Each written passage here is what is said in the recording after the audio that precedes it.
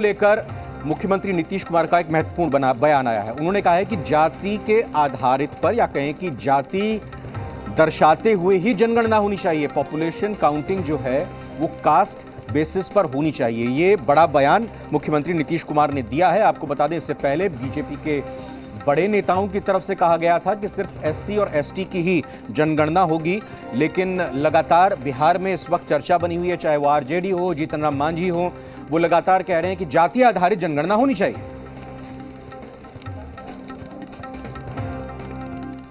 देखिए, आप तो जानते हैं कि 2019 में फरवरी में और 2020 के भी फरवरी में हाउस से हम लोगों ने सर्वसम्मति से प्रस्ताव पारित किया है कि जनगणना जाति आधारित होनी चाहिए।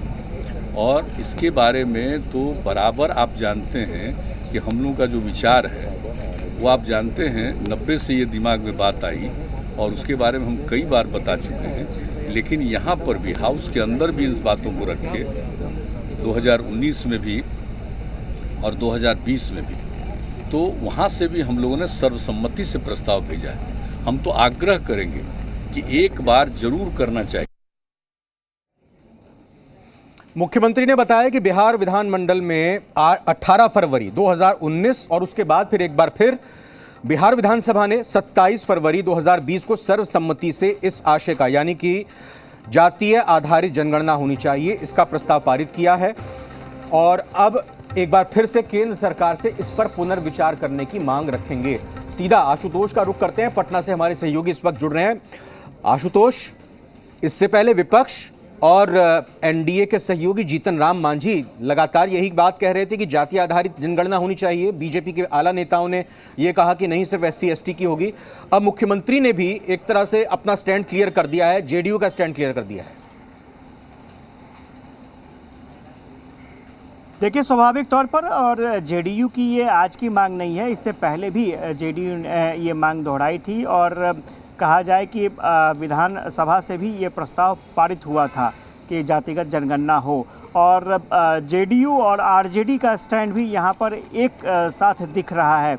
आरजेडी भी चाहती है कि इस पूरे मामले पर जातिगत जनगणना होनी चाहिए और इसके पीछे एक लॉजिक भी है, इसके पीछे नीतीश कुमार का एक तर्क भी है कि अगर जातिगत जनगणना होती है तो योजनाओं का लाभ सही शख्स तक पहुंचाने में काफ़ी मदद मिलेगी। और स्वाभाविक तौर पर अगर जातिगत जनगणना होती है तो अति पिछड़ा हो या दलित समाज के लोग हों, उनकी एक पर्टिकुलर संख्या पता चलेगी और उसके बाद उन्हें और योजनाओं से जोड़ने का काम किया जाएगा। तो ये नीतीश कुमार की सोच है। लेकिन दूसरी तरफ आप बीजेपी के सोच की बारे में जानेंगे तो आपको हैरत होगी। बीजेपी का साफ तौर पर कहना है कि हम तो सबका साथ सबका विकास की बात कर रहे हैं, भाई इसमें जाति कहाँ से आ गई। तो ये बीजेपी का स्टैंड है और बीजेपी के नेताओं ने इस पूरे मामले को सिरे से खारिज किया है। खुद केंद्रीय मंत्री ने संसद में इस बात की जानकारी दी है कि जातिगत जनगणना सिर्फ एससी एसटी का हो सकता है और किसी का भी नहीं हो सकता है। लेकिन इसके पीछे, जातिगत जनगणना के पीछे एक बड़ा मकसद पॉलिटिकल बैकग्राउंड भी है, राजनीतिक वजह है इसके पीछे, क्योंकि इसके साथ साथ अगर जातिगत जनगणना हो जाती है तो वोट बैंक को क्लियर साधने में यही वजह है कि जातीय जनगणना की बात कही जा रही है बिहार के नेताओं की तरफ से, मुख्यमंत्री की तरफ से। बीजेपी के बिहार के नेता क्या कुछ बोलते हैं, इस पर हमारी नजर रहेगी। आशुतोष, बहुत बहुत धन्यवाद, बहुत बहुत